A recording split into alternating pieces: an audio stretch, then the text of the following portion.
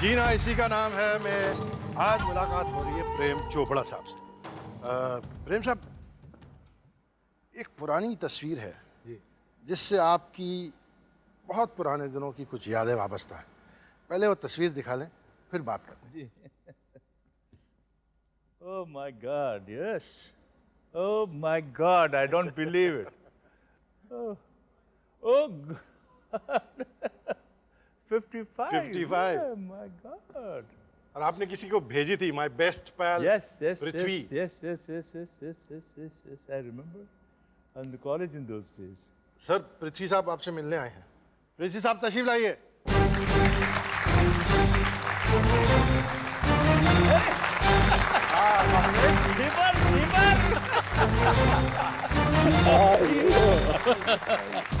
Nice to see you. By God, you're all gone grey, eh?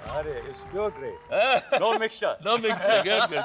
पृथ्वी चड्ढा साहब, बहुत शुक्रिया आप तशरीफ लाए। Thank you, sir. आइए सर। पृथ्वी साहब प्रेम साहब के बहुत कॉलेज के दिनों के बहुत गहरे दोस्त रहे हैं और बहुत सी यादें पृथ्वी साहब की और प्रेम साहब की आपस में वाबस्ता है। We were benchmates. आप साथ बैठते भी थे। सर, ये आप जब कॉलेज में थे प्रेम साहब, तो जाहिर है कि वेरी गुड लुकिंग मैन, तो कॉलेज में भी जरा कोई बात नहीं। हीरो टाइप थे क्या? बिल्कुल। तो मतलब क्या इनका शगल क्या होता था कॉलेज के ज़माने में?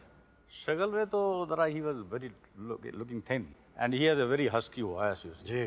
There was one debate, you see, he spoke on this frailty, the name is woman. And he Oh was... my God, you remember? Frailty the name is woman. The Woman. declamation contest That was was there. it. उसमें. And Subject was that. And he stood first in that. And there was a big clapping. Whole hall was clapping, you see, that day. And that was all because of his voice, you know. Sir, Prem साहब, जब आप college में थे तो debating वगैरह और क्या acting drama ऐसी Drama, कोई चीज़ yes, थी? yes. कॉलेज के दिनों से ही भाई बहुत ही स्टूडियस स्टूडेंट था मैं। मैट्रिक तक इस कदर के मुझे कुछ और नज़र नहीं आता था सिवाय पढ़ाई के। मेरे पिताजी से बड़े खुश थे, यार ये पांचों बच्चों में एक तो निकला जो पढ़ाई में अच्छा खास है, क्योंकि उनको he was a very highly educated man. तो he wanted me to become a doctor. तो मुझे कहा यार इसको मैं डॉक्टर बनाऊंगा। अब कॉलेज जैसे ही पहुंचे तो मेडिकल उन्होंने मुझे ज्वाइन करवा दिया। 6 महीने तक तो मैं इतना मेडिकल में काम होता था। उसी 6 महीने के दौरान में हमारे शिमला में ड्रामेटिक क्लब्स होते थे। हमारा जो बीएम कॉलेज था वहाँ बहुत सी एक्स्ट्रा करिकुलर एक्टिविटीज़ होती थी। एक ड्रामेटिक ग्रुप भी था, तो वहाँ मेरी एंट्री हुई। तो फिर शौक इस कदर बढ़ा कि वो मेडिकल जो था वो अपने को करना ज़रा मुश्किल जगह रह लगा। गया। तो मैंने कहा यार अब कैसे कहें फादर को कि भाई मैं नहीं कर सकता, क्योंकि ज़्यादा वक्त यहाँ निकलता है। तो 6 महीने के बाद हिम्मत करके मैंने बोल दिया। तो क्या कहा पिताजी ने? तो उन्होंने कहा कि यार एक ही लड़के से उम्मीद थी कि कुछ होगा, बाकी तो सब बेचारे पढ़ रहे हैं और वो ग्रेजुएशन करो, फिर ग्रेजुएट करने के बाद कुछ सोचना, कुछ अभी कुछ मत सोचो। One incident I will tell you. I was in Bombay in 62. तो ये टाइम्स ऑफ इंडिया में काम कर रहे थे that time. अच्छा। तो मुझे क्या हुआ कि I was sitting, मैं एक फ्रेंड से गेलॉर्ड वॉज अ रेस्टोरेंट, हाँ, बहुत मशहूर, अब भी है। मैरिन ड्राइव में, वहाँ पर बैठा हुआ था। मैंने देखा कि Nargis ji and Kuku they just stepped in and they sat next to me and it was just like you see as if she is known to me and we are just having coffee together. जी। तो after few minutes, Prem, you see, he dropped in and having seen me there, कि I am sitting next to him, he got a shock of his life कि पृथ्वी is known to Nargis। उसके बाद क्या हुआ कि 5 minute 10 minute बैठे रहे, तो ये कहने लगा नरगिस से तुम्हें जानती है? मैं कहा जानती है। उसके बाद 10 मिनट तो कोई बात ही नहीं हुई। Then he got again a shock of his life कि यार मुझे बना गया ये। पृथ्वी साहब तशरीफ रखें। एक उन दिनों की बातें जब अभी इनके जौहर पूरी तरह नुमाया नहीं हुए थे, एक साहब से करना चाहता हूँ, प्लीज तशरीफ लाइए।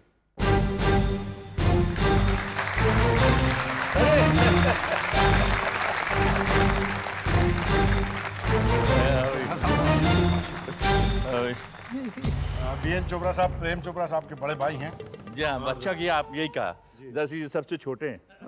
लेकिन लेकिन क्या है कि दरअसल ये होता मुझे इसका बड़ी बड़ी खुशी होती है जब इसके मुझसे बड़ा भाई बोलते हैं, क्योंकि आपने उम्र बताएंगे तो इनकी तो उम्र भाई जो बताएंगे सही सर, बताएंगे इनकी तो उम्र मैं तो सही लग रही है, आप दरअसल लोगों को धोखा देते हैं। इनकी उम्र तो सही लग रही है। दरअसल इनको टाइफाइड बुखार हो गया तो उसकी वजह से ये तो जब ये एक्टर बनने लगे थे तब आप क्या बम्बई इनको मिलने हाँ आए जी, थे? बॉम्बे में अपने काम पे जाता था तो शुरू में इन्होंने मुझे बस चढ़ना भी सिखाया था कि भाई लाइन में खड़े हो जाओ, और मैं क्योंकि एक्टर बन चुका हूँ तो ये ही यूज्ड टू गाइड मी कि हम ज़रा दूर खड़े रहते हैं, जब बस आती थी तो एकदम ऊपर चढ़ जाते थे। मैंने टैक्सी में नहीं तो टैक्सी को रोक देते थे, टैक्सी वो कहते थे, पर जब बस आती तो यूज्ड टू गो इन बस। सो वो सब ज़माने हैं। I was working with Times of India also. Times of India में भी काम कर रहे थे। टाइम्स ऑफ इंडिया में आप कैसे पहुंच गए sir?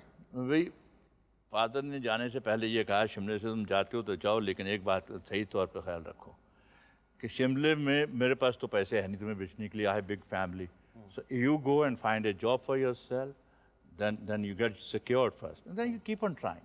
If your luck favors you, that's fine. So I was very lucky. When I came to Bombay, I got a good job. Lots of pictures I did during Times of India itself, like Teesri Manzil, Shaheed, Mera Saya, Wo Kaun Thi, lot of Punjabi pictures. ये सब pictures जो थी उसी के दौरान में किया। उपकार भी जब बन रही थी कि मिडिल ऑफ उपकार जब 60% उपकार बन गई तब मुझे नौकरी छोड़नी पड़ी क्योंकि मेरी सीक्रेट राज फाश हो गया था। जी। तो उस जमाने में प्रेम साहब ने बड़ी स्ट्रगल भी देखी होगी। हाँ, आते ही फौरन बम्बई में फिल्म इंडस्ट्री में दाखिला लेना, और वो भी उन दिनों में प्रोड्यूसर कहते थे अब बाद में मिलते रहना, फोटोग्राफ छोड़ जाओ, वही प्रोजेक्ट में देखिए। वही होता था। जी। तो आपको भी ये सारे परेड करने पड़े? बिल्कुल, बहुत ज़्यादा। मैं तो हैरान हूँ आजकल ये people get break so easily, they are very lucky, but for us when we used to go to the studio, the best man that we knew was the gate man. उसको हमें देना पड़ता था ब्राइबर, अंदर तो जाने तो स्टूडियो के। उन दिनों की कुछ तस्वीरें देखते हैं।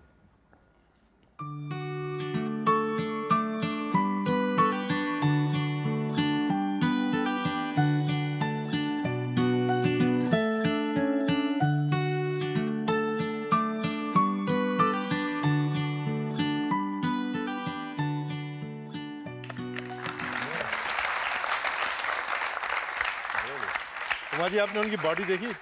बिल्कुल। आर्नल्ड श्वार्ज़नेगर भी शर्मा जाए। कि आप स्टूडियोज में ये तस्वीरें लेके जाया करते थे कि भाई? नहीं, ये तो नहीं लेके जाया करता था, ये तो कुछ दूसरी लेके जाया करता जो अच्छी सी लगती थी, बड़े पोजेस वोजेस बना के वो जो अच्छी थी वो लेके जाया था। सब तो नहीं लेके जा सकता ना। अब जैसे मेरा इतना ज़बरदस्त था, देखा आपने बॉडी जो थी।